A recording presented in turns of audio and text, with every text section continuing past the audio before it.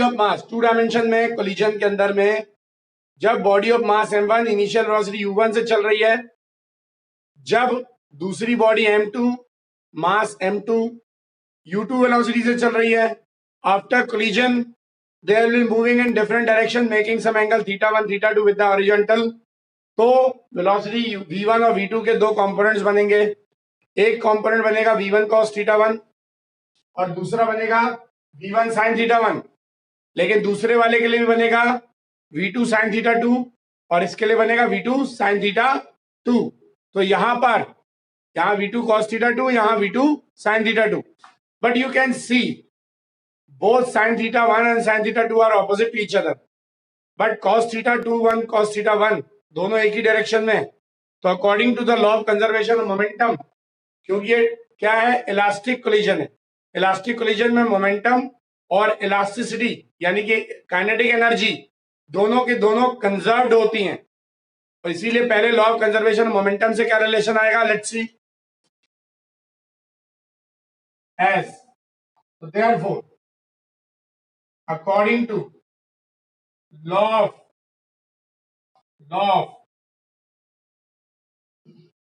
conservation of momentum,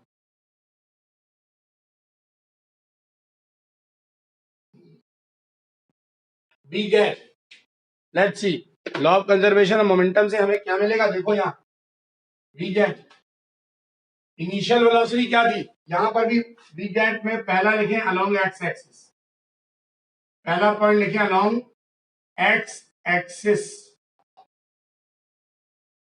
क्योंकि to dimension है. तो यहां पर इनिशियल वेलोसिटी एक्स एक्सिस के अलोंग क्या थी, u1, और दूसरे का m2 u2, sum of initial momentum equal to sum of final momentum along the same axis x. Final velocity along x axis क्या है, v1 cos θ1 v2 cos θ2. तो यहां पर आएगा m1 v1 cos θ1 और दूसरा आएगा m2 v2 cos θ2. that will be along x axis, that is along x axis, that is along y axis. ये ध्यान देना सब लोग. तो यहां पर मेरे पास इक्वेशन नंबर 1 मिल गया. सेकंड देखें, along y axis same condition momentum के according, along y axis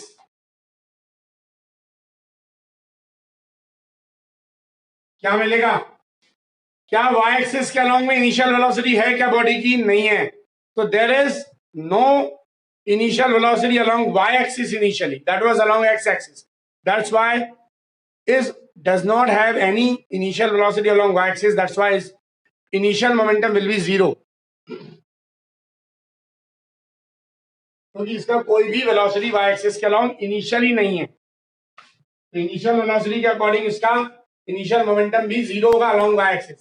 final velocity क्या होगी, देखो ये और ये, तो मोमेंटम फाइनल क्या हो जाएगा, m1 v1 sin θ1. लेकिन तुमको दिख रहा है ये ऊपर पॉजिटिव है और ये नीचे नेगेटिव है, तो ये माइनस आएगा ये वाला point, m2 v2 sin θ2. Note it down. ये दो रिलेशन निकल रही हमारे मोमेंटम के अकॉर्डिंग, क्योंकि ये वेक्टर क्वांटिटीज हैं. These are the vector quantities, hence we will be taking only the directions in the vector of momentum, that's why we are taking these two values. but यदि मैं kinetic energy की बात करूं तो kinetic energy direction से कोई link नहीं होता, क्योंकि वो स्केलर क्वांटिटी है.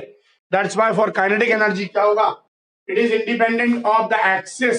तो ये तुमने लिख लिया होगा, तो मैं इसको मिटा दे रहा हूं. देखो यहां, तो जिस डायरेक्शन में फाइनली बॉडी चलेगी, ये ऐसे चल रही है, ये ऐसे चल रही है, उसका एंगल से कोई लेना देना नहीं है, काइनेटिक एनर्जी नॉर्मली रहेगी. तो देखो now according to law of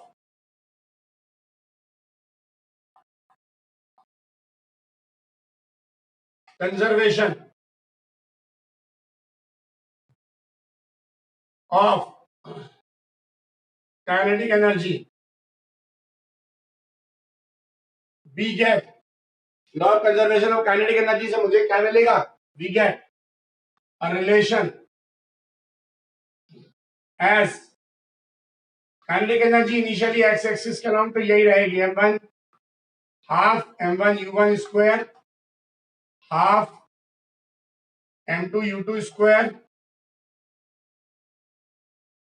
and then final में क्या होगा, वेलोसिटी इसकी कितनी है v1 और v2, तो उसी डायरेक्शन में अपने को कोई वैल्यू नहीं लेना थीटा की, बस डायरेक्शन सिर्फ वैल्यू की लेनी है, वेलोसिटी ओनली। कितना हो जाएगा final velocity, half m1 v1 square plus half m2 v2 square, that's all. ये kinetic energy independent of the axis होती है, इसलिए ये सिर्फ ऐसा ही लिखा जाएगा, कोई डायरेक्शन नहीं होगी इसमें। जिस डायरेक्शन में जा रही है v1 और v2 उसका एंगल से कोई लेना देना नहीं, that's why we are taking it directly. ये तुम्हारा law of conservation of kinetic energy से टू डायमेंशन कोलिजन के अंदर में दूसरा रिलेशन है। तो ये हमारा पास इतना पार्ट टू डायमेंशन का हमारे कंडीशन के अकॉर्डिंग खत्म हो